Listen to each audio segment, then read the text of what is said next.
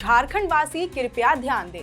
राजधानी रांची सहित झारखंड के विभिन्न इलाकों में सरेआम हत्या और क्राइम की घटनाएं लगातार बढ़ रही हैं। ऐसे में अगर आप राजधानी रांची या झारखंड के दूसरे किसी भी इलाके में पैदल या वाहन के जरिए सफर कर रहे हैं तो आप अपनी सुरक्षा का ख्याल स्वयं ही रखें। आपको कभी भी किसी भी वक्त जान माल का खतरा हो सकता है और इसके लिए पुलिस जिम्मेदार नहीं होगी।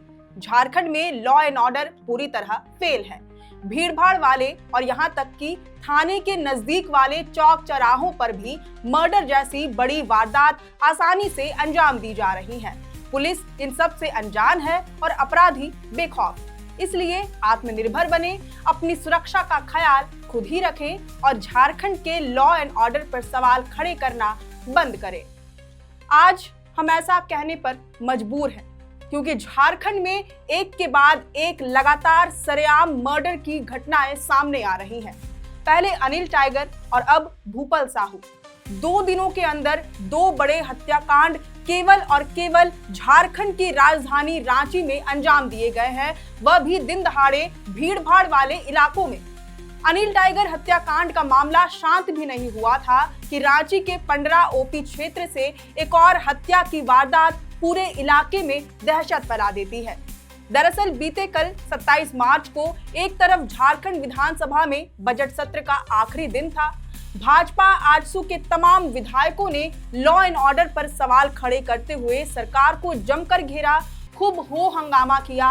अनिल टाइगर हत्याकांड मामले में सरकार और प्रशासन पर जोरदार हमला किया और इसी बीच कल ही एक और हत्या हो गई। हत्या 45 वर्षीय भूपल साहू नामक व्यवसायी की हुई है जो रांची के पंडरा ओपी क्षेत्र में मामा कॉम्प्लेक्स के विशाल फुटवियर के संचालक थे। इसके साथ ही आजसू पार्टी के रातू प्रखंड के उपाध्यक्ष भी थे। अपराधियों ने पंडरा में रवि स्टील के पास भूपल साहू का गला रेत कर उनकी हत्या कर दी। इस घटना के बाद तिलता रिंग रोड में धोनी फार्म हाउस के पास एक निजी अस्पताल में उन्हें भर्ती कराया गया, जहां डॉक्टरों ने उन्हें मृत घोषित कर दिया। पुलिस का कहना है कि भूपल दुकान में मौजूद थे, तभी एक अपराधी ग्राहक बनकर पहुंचा। 5 मिनट तक दुकान में रहने के बाद अपराधी ने भूपल का गला काट दिया और मौके से फरार हो गए। पुलिस का कहना है कि दुकान में कोई नहीं था। दुकान से खून बाहर निकला, तब लोगों को घटना के बारे में मालूम चला। मिली जानकारी के अनुसार जिस जगह पर घटना हुई वहां कुछ ही दूरी पर जागरण का आयोजन हो रहा था। इसके बाद भी अपराधी आसानी से घटना को अंजाम देकर फरार हो गए।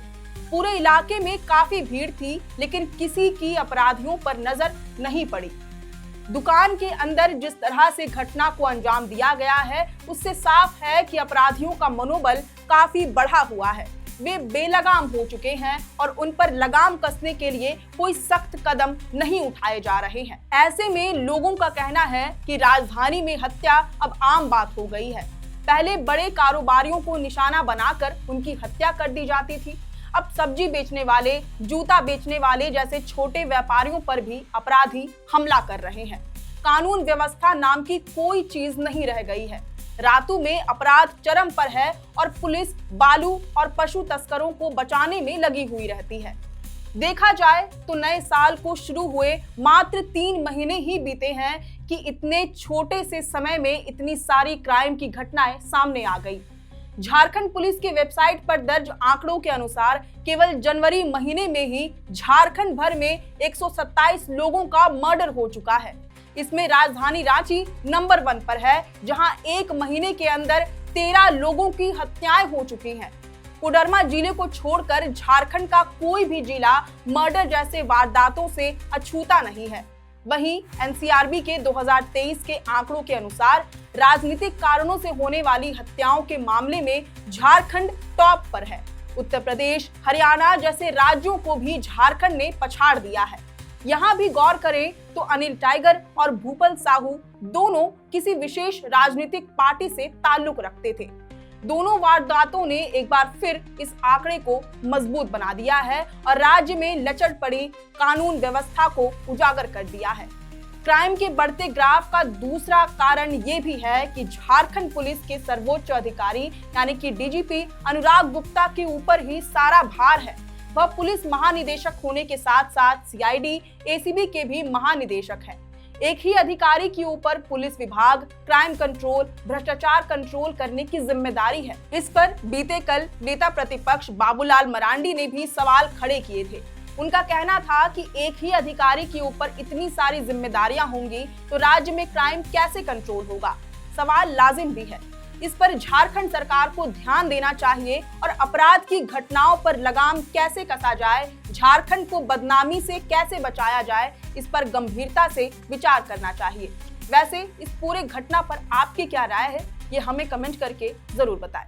अगर आपको ये वीडियो पसंद आया हो तो इसे जरूर से लाइक और शेयर करें। हमारे चैनल लोकतंत्र 19 को फेसबुक पर फॉलो और यूट्यूब पर सब्सक्राइब करना न भूलें। फिलहाल लेते हैं अलविदा। जोहार।